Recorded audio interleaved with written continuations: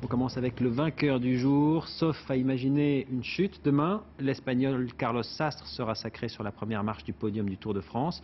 Lors du contre-la-montre aujourd'hui, il a réussi à conserver une avance de plus d'une minute sur son poursuivant Cadel Evans. Reportage Julien Benedetto, Madi Diawara.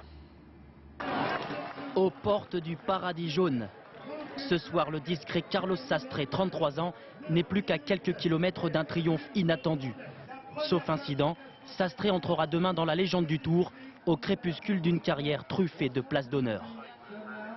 J'ai souffert toute ma vie. J'ai sacrifié ma vie de famille pour arriver à ce triomphe. Maintenant, je me sens détendu, apaisé. Je réalise que je viens de gagner le Tour de France. J'ai de la peine à réaliser. C'est un rêve.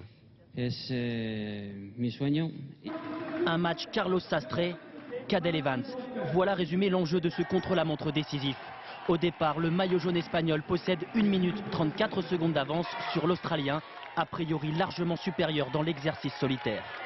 Avec son guidon mis au point par un ingénieur de Ferrari, Sastre rattrape le luxembourgeois Frank Schleck, parti 3 minutes avant lui.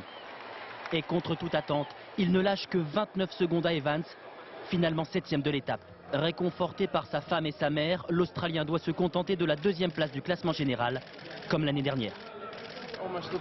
Tout le monde faisait de moi le favori. Je sais que beaucoup de gens voulaient me voir rentrer en Australie avec le maillot jaune, mais c'était une mission très dure. La lutte pour le maillot jaune a éclipsé le phénoménal effort de l'avion Schumacher. L'Allemand remporte l'étape à près de 50 km/h de moyenne. La 12e place de Sastre suffit à son bonheur. Après Pereiro et Contador, il est tout près d'offrir à l'Espagne une 3e victoire consécutive sur les Champs-Élysées.